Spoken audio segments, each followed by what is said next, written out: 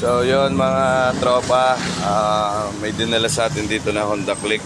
So ito yan. So ang problema nito, pag nag-on siya ng susi, wala namang lumalabas na check engine sa kanya. So pagka ginamit niya yung motor, pag binaba niya yung center stand, so pagka tumatakbo siya, nakaka-detect siya dito ng check engine. So naka-steady lang yung check engine. So ngayon wala siya. Balang dinayagnos ko to, ito yung lumabas na code.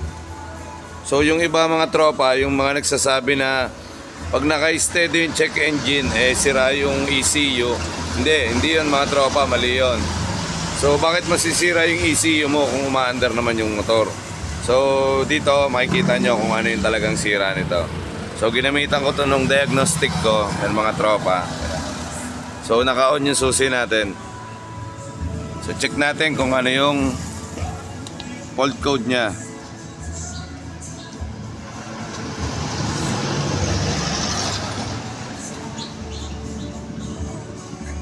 So ito bihira lang naman lumabas yung sira nya. Ayan, code found 1. Check natin kung ano yung error nya. Read codes. So yun mga tropa, P0118 engine coolant temperature sensor, 1 circuit high. Yun yung pinaka naging sira nya. So mas madali natin tong mare-repair. Punta lang tayo rito sa sensor nya, tapos magre-reset lang tayo mga tropa. So bali yung coolant temperature sensor mga tropa ng Click nandito, yan, ito sa side na yan. Muna natin yung socket. Disconnect natin yung socket mga tropa, tapos make sure nyo na naka-off yung susi. Yan, off natin. Kasi pagka hindi nyo in-off yung susi mga tropa, tapos tinanggal nyo tong sensor nya, mag-i-indicate yun sa ECU nya. So may panibagong error na naman lalabas doon. Hindi yun matatanggal mga tropa sa panel nyo hanggat di nyo siya dinidelete.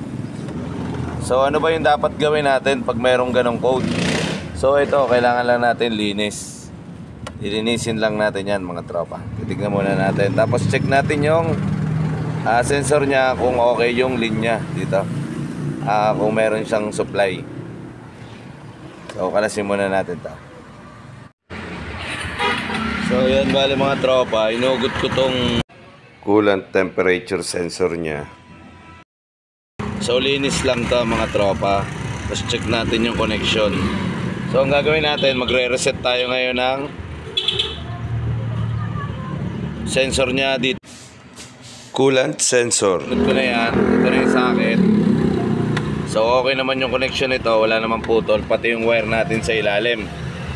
So ang gagawin natin ngayon dito mga tropa, bago natin i-delete yung check engine nya na P0118, i-reset muna natin yung coolant sensor, yung paperclip. So ito yung paperclip natin, nasa socket nito mga tropa. Tapos sa ECU, re-reset na rin natin. Yan, para isang reset lang siya. So kung lumalabas yung check engine nyo naka-steady, ganito lang mga tropa yung gawin nyo. So yan, tropa, hawak ka. So mga tropa yan, full throttle, tapos on natin yung susi. Dikit mo dito pare, yung kita.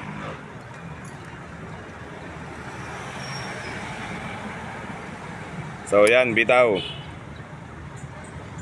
Magbibiling siya 4, 5, 6, 7, 8. So pagka blink nya mga tropa, off nyo yung susi. Yan. Pagka off ng susi, tatanggalin nyo yung paperclip dito. Pagkatanggal yung paperclip, naka-off yung susi babalik natin yung sensor ngayon.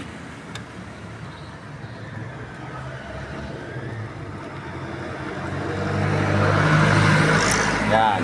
Salpak nyo lang ayos, lalagitik naman yan pag nakasagad na. Kasalpak niya mga tropa, huwag nyo tatanggalin yung paperclip dito sa may. So magre-reset tayo ng isa pa dito. So ganun ulit mga tropa, full throttle, on ng susi. So antayin nyo siyang mag-blink. Yan. Pag tumigil yung blink niya mga tropa, bitaw. Pagkabitaw, magbiblink ulit siya.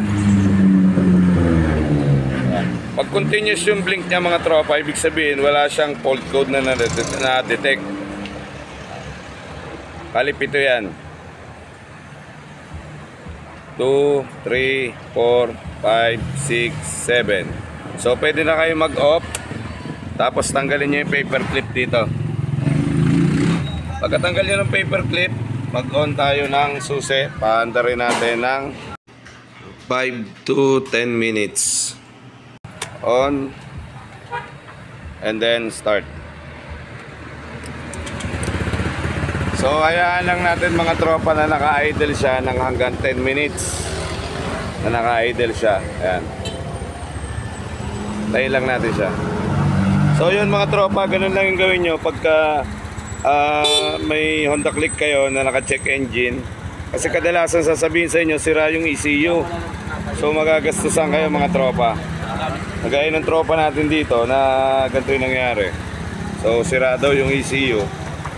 So ganun lang, ayan, maandar o responsive ko. Ganda yung response niya. So hindi sira ECU niya. Pag sira ECU, yan na rin. So yun lang mga tropa. Bali ganun lang yung dapat yung gawin pagka ganun yung na-encounter nyo sa Honda Click nyo. So idle lang ng 5 to 10 minutes bago natin i-off. So hanggang doon na lang tayo mga tropa, and peace out.